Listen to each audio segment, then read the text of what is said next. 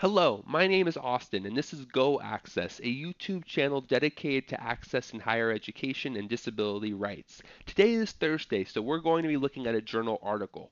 Before I talk about the article, I just want to say 99.99% of people on the autism spectrum are not violent, and the stalking behavior that some people on the autism spectrum do is mainly being done because they're misinterpreting social signals, and that it's really about trying to help them kind of understand what's going on socially, and that they can also be the victims of violence and being used by people because they don't understand social situations.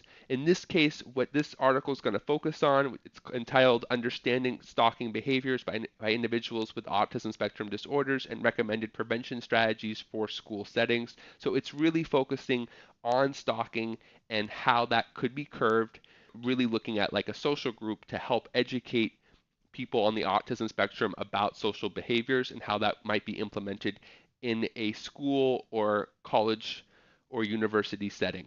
So, stalking is harassing or threatening behavior to assault or even murder, repetitive behavior that is threatening or disturbing, which the victim feels, and the behavior can occur over time.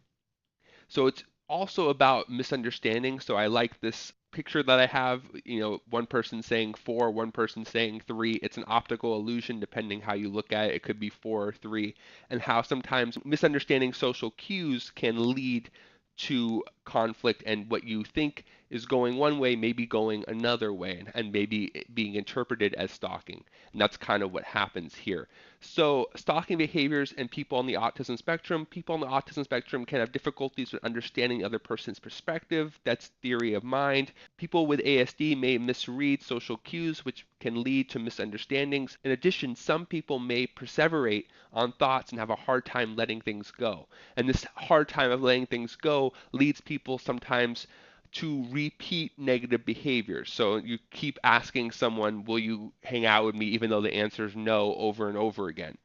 And it can feel more intense sometimes when you're rejected if it's a romantic interest or something like that. So Mullen created different profiles for stalkers. One of the profiles is called the Incompetent Stalker. They display a lack of social competence, loneliness, and obsessional characteristics similar to people on the Asperger's syndrome from his perspective. And then they talked about in the article different needs that the person feels, and how that need is being addressed. So the perception of the other's feelings. They also talked about the skill need and the skills you need to avoid stalking. And the skills you need to avoid stalking are perceptions of others' feelings, recognizing both wanted and unwanted behavior, acceptance of rejection, development of alternative behaviors after rejection, developments of vocabulary and meaning of language associated with relationships and intimacy, distinguishing between acquaintances and friends, discerning appropriate targets for relationships, understanding social rules and norms for approaching an individual with romantic intentions, understanding laws governing stalking behavior. The article focused on different strategies that could be used to educate people on the autism spectrum on how to read people's social behaviors. A lot of social skills groups do not address romantic relationships and stalking specifically. One book that was recommended in the article is Five is Against the Law, Social Boundaries Straight Up by Dunn Byrne. I linked that in the description. The social group should incorporate neurotypical students and be generalized outside of instructional settings, so looking at multiple environments and being neurodiverse. The social group should be neurodiverse and be generalized outside of instructional settings, being in other environments too across campus, not just in the classroom. So the first thing that was looked at was video modeling. Video modeling can be effective for more subtle social behavior cues for students with ASD. Often fail to understand and demonstrate, limited research and questions about generalization for people with ASD. Are they able to look at the video model, which is generally probably done in the classroom setting, and generalize that for when they're at a party or when they're in the library studying and they want to talk to someone? That has not really been proven as much. So what they also looked at, which is proven very effective, is self-management strategies. This is basically the student following a behavior checklist or set of rules that self-reinforces the behavior, and they kind of record that on their own. Self-management can reinforce a newly acquired skill and replace an old skill. Self-management inspires control of behavior across the environment. Self-management plus video modeling has been proven very effective for social education for people on the autism spectrum. Script stories and visual supports.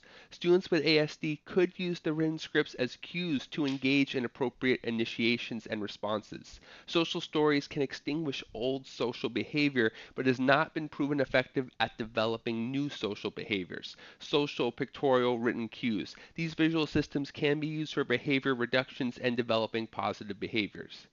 Other strategies. Ruled governed behavior, which involves if then behavior statements, almost like computer programs. If the girl says this, I'm going to do that type of behavior has been proven somewhat effective. They also looked at anger management counseling, which focuses on helping identify stalking triggers and coping skills. That's more for a therapist to be working with. And then the last one was pharmacology and SSRIs, which have shown some success helping individuals with ASD curb stalking behavior. The takeaway, I think, is that higher education institutions should consider some type of social skills training with a focus on preventing stalking behaviors and setting a limit to how many times you can do something. As far as asking one person, do you want to go out with me? Maybe try 3 times and then move on to the next person. Self-management, video modeling, script stories, and visual supports could be integrated into some type of social program. By avoiding discussing or training on romantic relationships, students with ASD may be being set up to fail because they may not get that education component that they need to read the social cues and avoid stalking. And that's really the point that I'm making and why colleges and universities should consider a social program. Thank you so much for watching. I hope you have a great Thursday.